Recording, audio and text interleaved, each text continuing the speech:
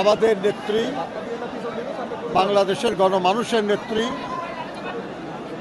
গণতন্ত্রের মাতা দেশনেত্রী বেগম খালেদা জিয়ার কবর জিয়ারত করার জন্য, তার স্মৃতির প্রতি শ্রদ্ধা জানানোর জন্য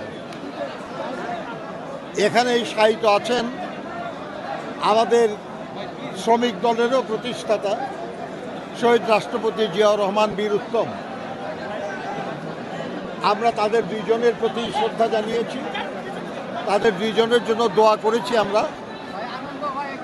এবং আমরা এই দেশের যারা শ্রমজীবী মানুষ, আপনারা যারা সংবাদকর্মী, আপনারাও শ্রমজীবী মানুষ, আমরা এই মানুষ দুজনকে খুবই শ্রদ্ধা করি।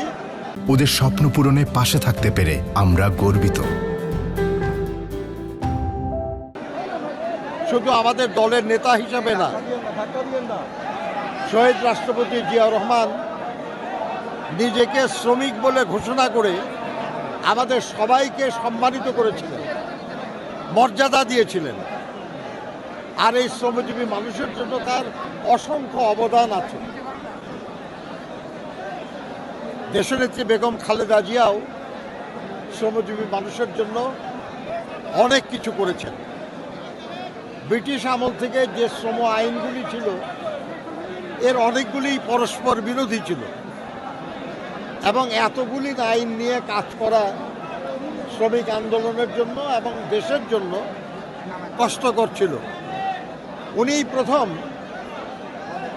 2006 সালে বাংলাদেশ লেবার কোড এটা প্রণয়ন করে, অনুমোদন করে।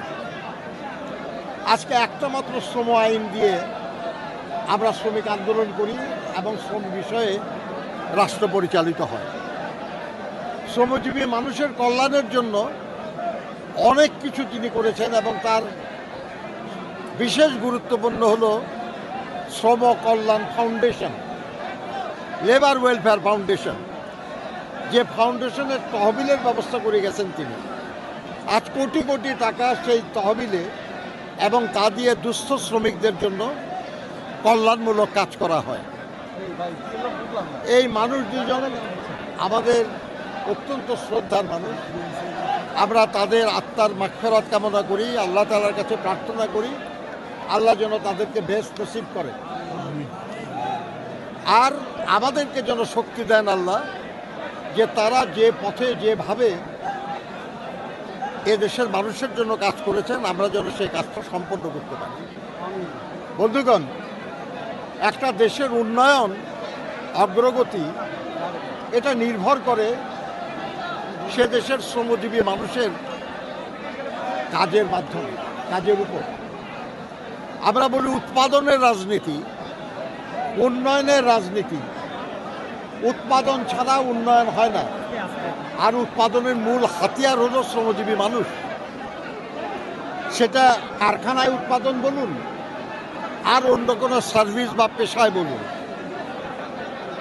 এটা যেহেতু শ্রমজীবী মানুষ ছাড়া উন্নয়ন এবং সমৃদ্ধি আসে না, দেশের কল্যাণ হয় না, জনগণের কল্যাণ হয় না, সেহেতু সেই শ্রমজীবী মানুষকে যারা ভালোবাসতেন তাদের সবাই ভালোবাসতেন।